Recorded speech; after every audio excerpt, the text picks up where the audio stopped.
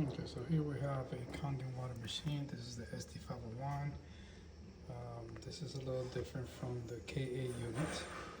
The machine is under the sink and is connected to this double spout faucet. This is alkaline, this is acid.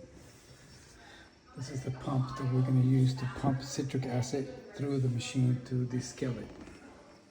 So the filter chamber, we can remove the filter. We are going to hook up the pump to the feed line, which is this white hose here. So this line here is connected to the top, which is connected to the spout. The bottom hose, which is connected to a gray hose, is connected to a red hose that feeds this spout.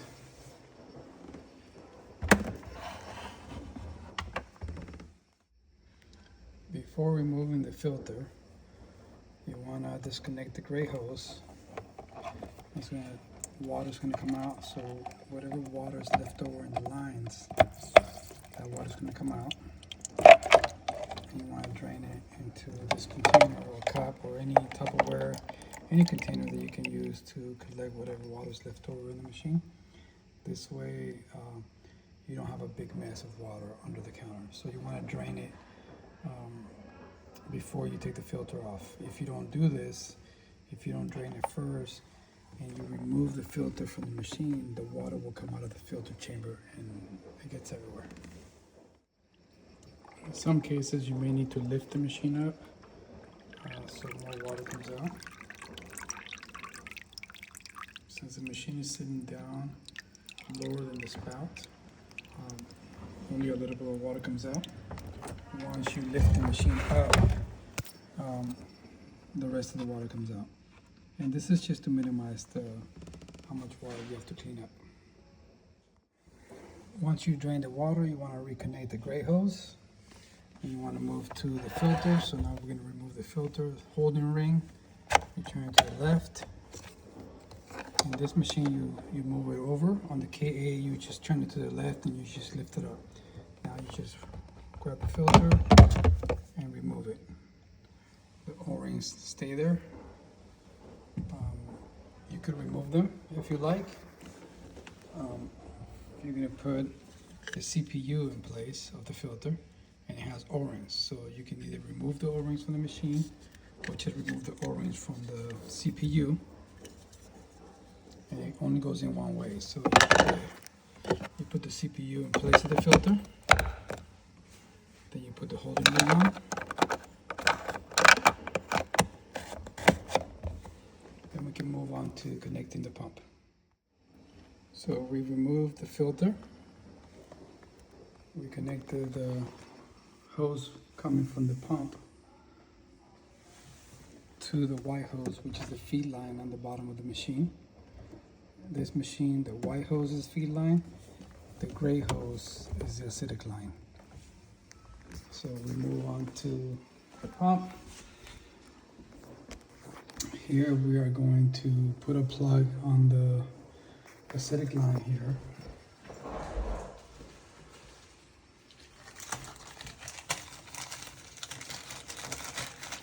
And the plug is to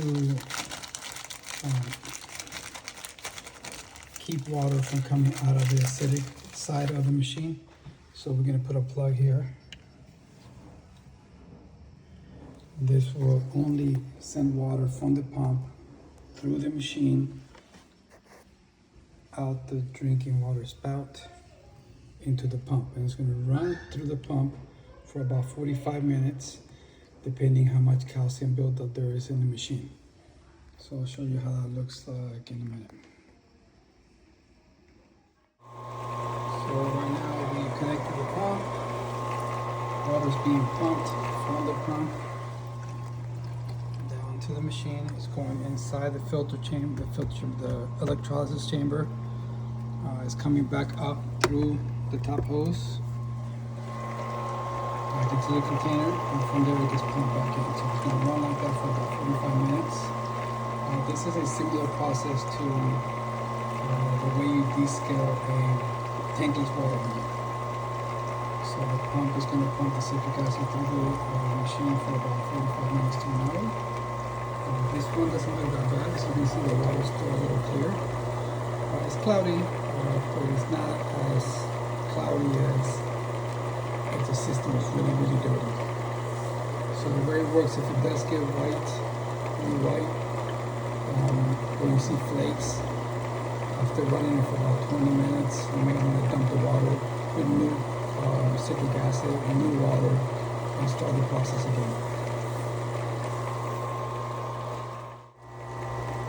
Okay, so the machine's been on the pump for about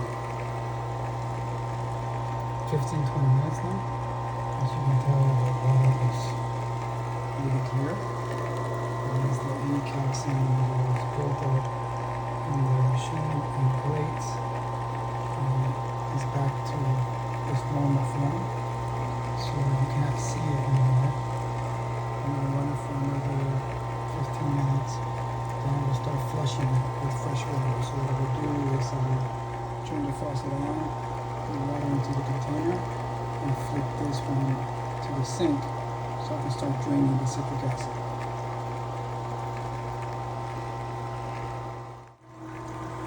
Okay, so the pump's been running now for about 15 minutes. So you can see the water's running clear, nice and clean.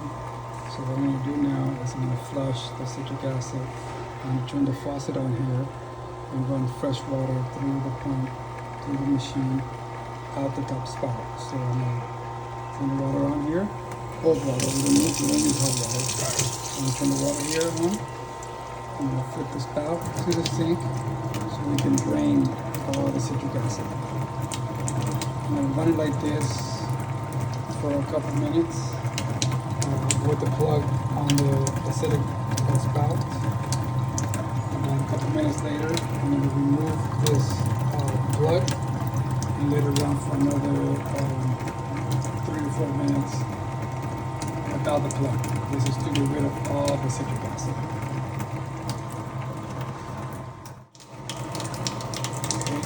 Flushing the machine with clean water. I remove the red plug on the acidic spout and I'm draining or flushing the machine still to get rid of any citric acid or mineral deposits that are left. It's going to run like this for another maybe 4 or 5 minutes. Okay, so we're done pumping. We're going to repeat the draining of the system before we remove the CPU, just like we did with the filter. So we're going to disconnect the gray hose and catch all the water here. And this again is to minimize the water that comes out of the filter chamber.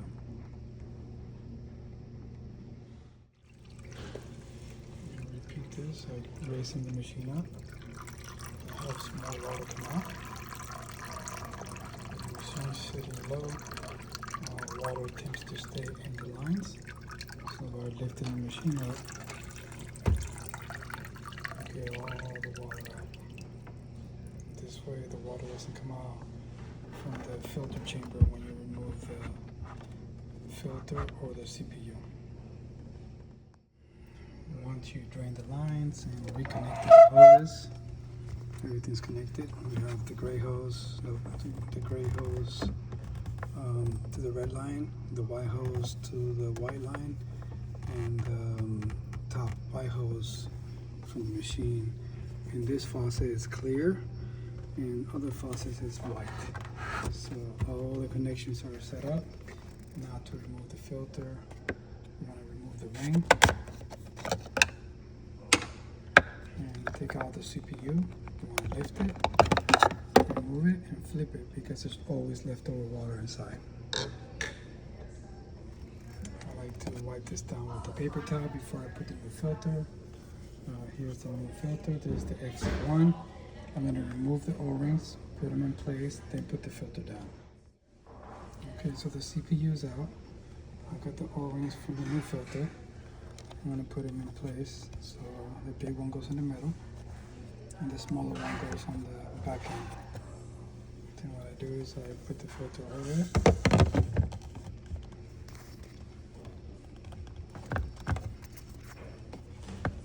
You want to push it down to make sure that the filter goes in to the O-rings. And you just hold them right now. You want to hold the filter down with one hand and lock the locking ring with the other. This way it secures the filter is in place. The filter is a little loose, but it doesn't matter, it should be good. Sometimes it will leak. You have to remove the filter, put the O-rings down first, again, and then push the filter down to make sure it's sitting all the way down. Now, I still leave my towels here, and I turn the water on the faucet slowly. I won't open it all the way up just to get water flowing. There's a lot of sounds from the air, so I make sure that there's no leaks. So water's flowing down. And check here for leaks. Make sure it's not leaking. Check the connections. Make sure there's no leaks on the connections. Everything's good. I want to run the water for a couple minutes. Take the flush out and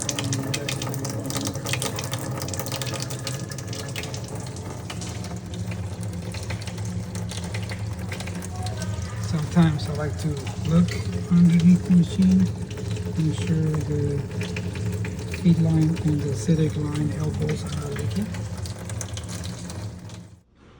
Once you flush the filter for at least 3 minutes, you want to come here, reset the filter. Filter reset. This is where the machine starts counting from 0 gallons. Every time you press this button, it's going to reset the counter. It's going to start from 0. In this case, we put a brand new filter, so you want to reset it. Then you want to Kangen water come 8.5. here and check the water pH if you have the pH drops. So you turn the water on.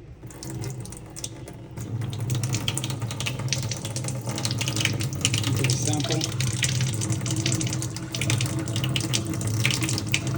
When you clean the machine and you put a new filter in it, the water's going to be already clouded. So the customer knows that's okay. It's normal, like they hydrate in the water. That's good. So we're looking for alkaline. As we check the bottom,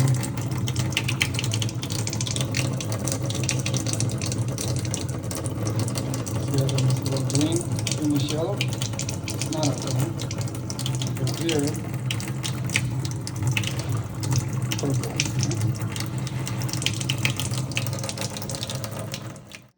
So new filters come with this little sticker. You can put a date. And then what I like to do is I just remove only one side.